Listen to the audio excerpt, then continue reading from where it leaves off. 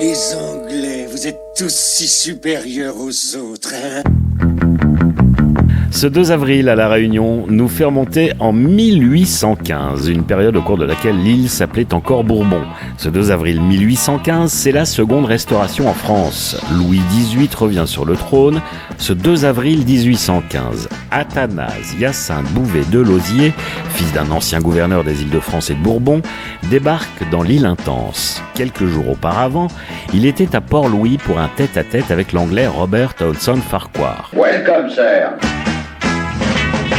Au final, l'île de France, future île Maurice, reste anglaise, alors que Bourbon est restitué à la France, officiellement ce 2 avril 1815. Et c'est donc ce jour-là que, au nom du roi, Bouvet de Lauzier arrive avec plusieurs navires, quelques troupes et surtout de l'argent afin de faire repartir au plus vite l'économie bourbonnaise. La cérémonie de passation de pouvoir avec les Anglais, empreinte d'une grande solennité, aura lieu quelques jours plus tard. Oh, he must be kidding me. Et les Anglais, en plus. Azincourt, Fachandat, l'ennemi héréditaire. Nos nouveaux amis ne vont pas nous laisser tranquilles longtemps. Avec la nouvelle tardivement parvenue au Mascareigne du retour très temporaire de Napoléon au pouvoir, les fameux 100 jours, le gouvernement anglais Farquhar exige la restitution de Bourbon. Vous avez vu, hein, c'est ça, les Anglais.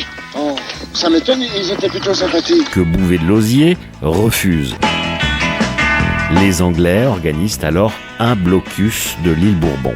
Il faudra attendre encore plusieurs mois avant que la nouvelle de l'abdication définitive de Bonaparte arrive au Mascareigne pour que la situation revienne enfin à la normale.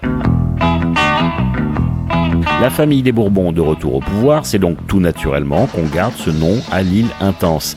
En même temps, Bouvet de Lauzier a pour mission de rétablir les lois et ordonnances régissant la colonie avant la Révolution de 1789. Un sacré retour en arrière.